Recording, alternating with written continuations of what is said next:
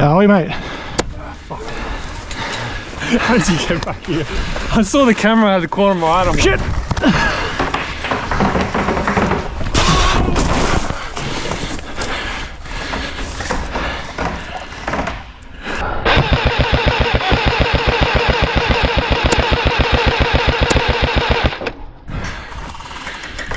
Hit!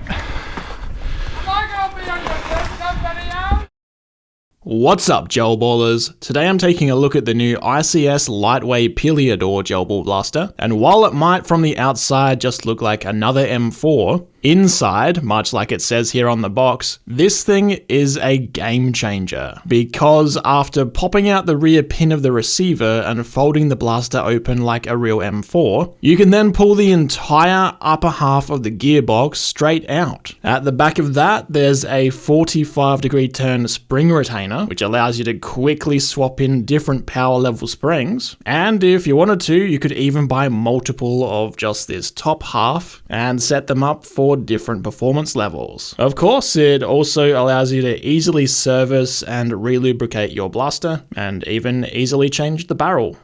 The lower half of the gearbox with all the gears in it is retained in the lower, just like a standard gearbox. And a cool thing you can do with this is look straight down into it when setting motor height. With the top half of the gearbox removed, you can very easily remove the T-piece and the barrel. The stock one has a 7.4mm inner diameter, 9.5mm outer diameter, and a total length of 265mm. The T-piece uses a very simple clamping style to hold the barrel in, so if you do want to swap barrels, just undo these two screws, and you'll be able to pull the barrel out, put your new one in, and tighten them back up. I'll discuss later on why I would personally swap this stock barrel out for a very slightly longer one, but I'll mention that later on in the video. With the blaster closed back up, and now that you know its party trick, who do we have to thank for the new ICS blasters? Well, this was sent to me thanks to Tactical Edge Hobbies up in Queensland, an Australian retailer for any of my international viewers. There's 4 different models of these to choose from. This one here is called the Lightway Peleador, and it's the cheapest of the lot at 599 Australian dollars. It has a nice lightweight, get it, lightweight, due to its polymer externals. But if you'd prefer a heavier full metal blaster, Tac Edge have you covered at higher price points though. Now, I believe the metal versions also have electronic blowback. I'm not a huge fan of that, so that's why I chose this one. Plus, the polymer externals make mine much lighter to carry around all day compared to metal ones. Beginning my overview at the front of the blaster, it has quite a long flash hider piece which simply unscrews off of a 14mm counterclockwise thread. It has a fairly obvious seam line from the injection molding process. Personally, I'll be threading a mock suppressor onto here instead. With the flash hider removed, you can see that the stock barrel ends flush with the outer barrel. This allows you to use only a thread-on style of hop-up like the Aztec Hellfire, or even one of the new double bell ones. But the majority of gel ballers, at least the ones I know of, still prefer to use inner barrel mounted hop-ups. So for those users, I definitely recommend getting a slightly longer barrel. Perhaps a 30cm one would be long enough, and then just conceal your hop-up inside of a mock suppressor. Moving a little further back from the barrel tip now, the handguard is nice and solid. It has incredibly minimal movement side to side, very impressive for a polymer gel blaster. I don't know if you can actually see this on camera or not, but there's a tiny metal rod that goes between the receiver and the handguard, and I think that's the reason that it doesn't move side to side. It's also made of very thick polymer, nothing at all like the old plastic Gen 8s you might have seen before with the very thin plastic. On both sides of the handguard and underneath, it has M-lock slots for all of your attachments. And up the top, there's a full-length Picatinny rail and 2 flip-up iron sights included out of the box. They're also actually attached out of the box, which is better than some gel blasters. Coming to the magwell with the nice logos on the side, the ICS blasters are most compatible with Gen 8 style of magazines, or Tactical Edge Hobbies' new Trident magazines, which are pretty much the same dimensions. You can use other types of mags like my favorite SLR mags, but it is a tighter fit to get them in and they won't shoot out from the spring tension when you hit that mag release. So you do have to give them a pull, unlike with the looser fitting Gen 8 mags. Unfortunately, there's no mag prime function when you pull back the charging handle. I think it would overcomplicate taking this thing apart. What it does do, obviously, is open the dust cover on the side, giving you a look at your electronic blowback if you have one of the full metal versions. The fire select is only on the left-hand side of the blaster. Sorry left-handed users and Call of Duty LARPers, no ambi. The fire select does have a nice tactile click to it, and as you rotate it from safe to semi to full auto, you'll be able to feel it when it gets to each setting without looking at the blaster. The trigger itself has quite a large amount of travel to it before it actually fires. There's also no fire control unit inside, so if you release the trigger too early, the piston can be stopped in the cocked position until you fire it next. Another standout feature of the ICS range is the ability to decock the piston by hitting the forward assist. On other gel blasters, if the piston were to stop cocked back and you went to put it away in storage, the spring and your FPS would be weaker the next time you used it. With this blaster though, you can just hit that forward assist at the end of the match or at the end of the day to release that tension on the spring. The forward assist also has another incredibly important job on this gel blaster. If you don't release the spring tension before opening it, you can actually break the blaster. ICS have included a plastic rack piston in these blasters to intentionally be the weak point if you forget to do this. And as a word of warning, if you do upgrade your piston for a full metal rack one, it's actually the gearbox itself that'll break instead if you forget to release the spring tension before opening. I will be swapping mine to a metal rack piston, but I just have to never forget to push that first before opening it.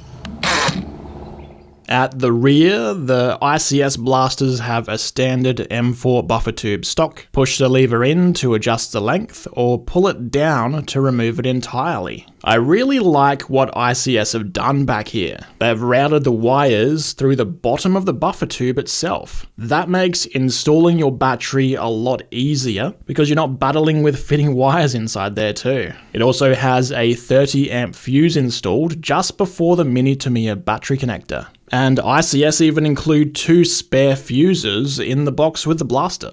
That's nice of them. With my 11.1 volt battery installed and the stock reattached, I think it's time to load up a mag and get to some testing. If you've never used a Gen 8 style mag before, just open the door on the side and pour in some gel balls. The ones I'm using today were kindly provided by iHobby. Check them out at the link down below. For the first test, let's see how hard this blaster's firing. Shooting over my chronograph measured in feet per second. Alright, no mag prime, so let's get this mag feeding. There we go. Semi-auto firing with iHobby gels. 325. 337, 337 again, 291, 337, 339, 349, 320, 334, 336. Over the chronograph, it shot a high of 349, low of 291, average of 330, with a standard deviation of 15. An average like we saw here of 330 feet per second is pretty much the standard for gel blasters these days. A lot of fields, particularly up in Queensland, all have a limit of 330 feet per second. If your FPS limit is lower though, such as here in South Australia, a lot of our games are 300 capped. The ability to easily swap the spring in a couple of minutes is a huge benefit of this blaster. Just a reminder that spring retainer is just at the back of the gearbox and you can pop that out with one pin removed from the receiver. Moving on with the testing now though, let's see how many gel balls it fires per second when you hold down the trigger on full auto. 919 rounds per minute, which from memory is around 15 rounds a second. So about average for a stock gel blaster. When I upgrade this thing with a faster motor though, my goal is going to be doubling that to 30 rounds per second. For the final test, let's see how accurate this thing is straight out of the box. Okay guys, so I was doing some target shooting off camera before I hit record, And I figured out if I aim for this skull here, the gels will go mostly on the target. So without a hop up, there is a tiny bit of elevation aiming up at that white skull. Something else definitely worth mentioning is that I've taken this flash hider off. Because of how long and narrow it is inside, I suspect gels are occasionally hitting the inside of this before they leave the barrel, and that causes a little more inconsistency than you'd normally expect with a gel blaster. I mean, gel blasters are generally about a 1.5 meter spread from 30 meters away. Let's see what this one's doing.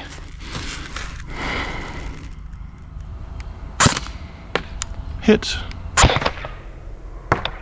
Hit. Low. Hit. Miss to the left. Hit. Low and right. Hit. High and right. I think that might have hit. Hit. Low. Just over the top to the right. Hit. Hit. Hit. Miss to the left. Miss to the left. Anyway, I think that's enough. Most people use this thing on full auto, so as long as we can actually spray someone from 30 meters. Yep, easily. Typical accuracy for a gel blaster, except this thing doesn't currently have a hop up on it. When I mod this thing up, I'll probably add a little bit longer barrel so I can add a riser style hop up to the inner barrel itself. Aside from 2 shots, which drop shorter than the others, this is a pretty impressive spread for a stock gel blaster. It definitely falls within the standard 1.5 meters at 30 meters that other gel blasters do, but this is doing that without a hop-up attached. I might just have to do another video on this one once I've fully upgraded it, if that's something you guys would like to see. Overall though, what do I think of the ICS Lightway Peleador? Well, as I've been hinting at throughout the entire video, I plan to keep this for myself and upgrade it to be my new primary. The ability to so easily open it up, remove the gearbox, lubricate everything, swap out the spring, swap out the barrel. There is no other AEG on the market that is so easy to work on. Sure, for a while, Monkey Mods were selling split gearboxes like this has in it, and you could buy those and you could put it in your own blaster, but the ICS blasters come with one stock straight out of the box.